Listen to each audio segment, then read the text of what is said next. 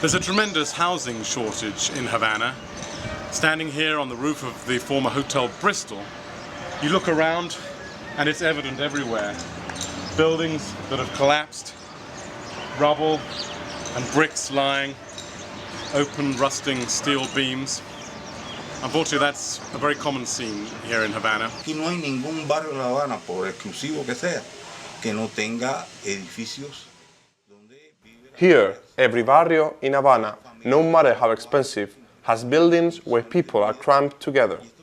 Whole families in a single room without minimal living conditions. It's gotten worse and worse because of the lack of housing stock. There is no new construction to keep up with the population growth. There is no maintenance, and so the buildings are crumbling.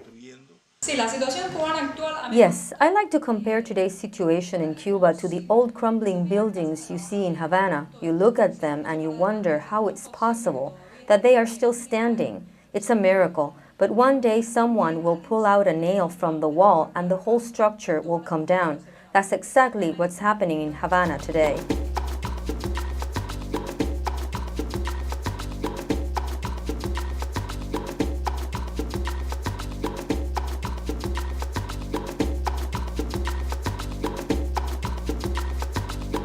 I'm standing in a squatter community, Las Piedras, on the eastern outskirts of Havana. Dozens of communities like this have sprung up in recent years. In Spanish, they're called llega y pon, literally, arrive and put down. There's a process of great marginalization. You can see it in these squatter barrios on the outskirts of the city. There is more than 46 in Greater Havana. They also exist in other cities throughout the country. The conditions we live in are not the best compared to the rest of the city. As you can see, the streets are in bad shape. The conditions in the homes are minimal. But we manage to live. Populated mostly by Cubans who have migrated from the eastern provinces, living conditions are primitive. Everyone thinks there's more opportunity in Havana. Life in Santiago was getting hard, very hard in the 1990s. That's when I lost the job I had there.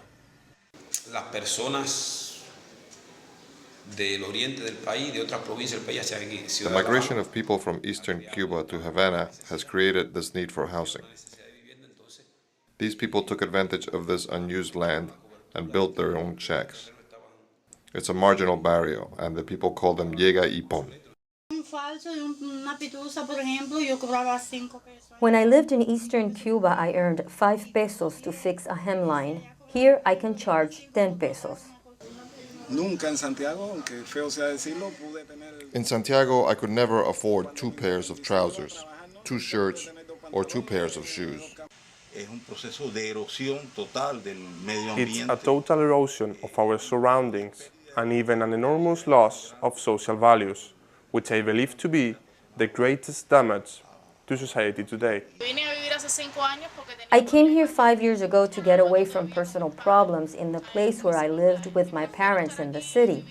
I'd rather be living here in peace than living in a better place and dealing with personal problems. There are shanty towns like this all over Latin America, home to the poorest of the poor.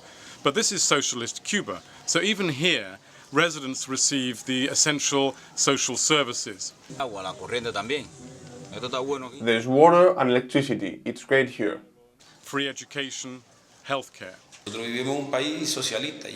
We live in a socialist country, and the system is coordinated in a way that every person gets their quota.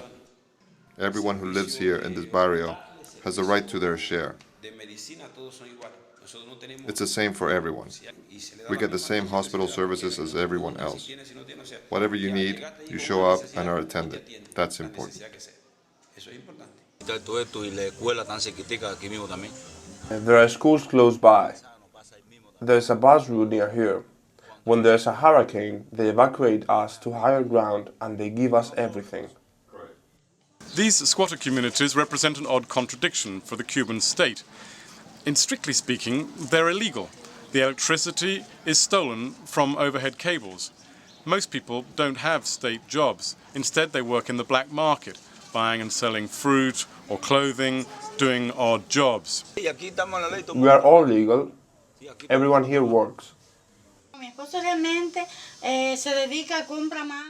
My husband buys mangoes from the local farmers. He sells them here, and sewing is what I do.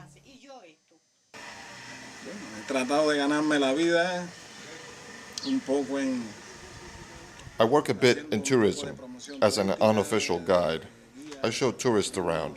I show them how life is here, how to get around.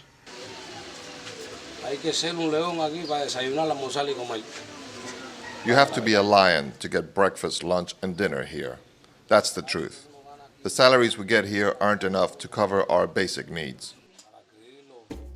Like most parts of the world, Cuba has been hit hard by the global economic crisis.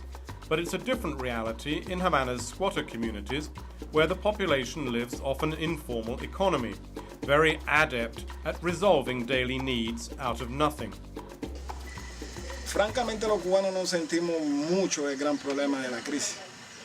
Frankly, we Cubans don't feel the big global economic crisis a whole lot, because Cubans have never lived on big incomes.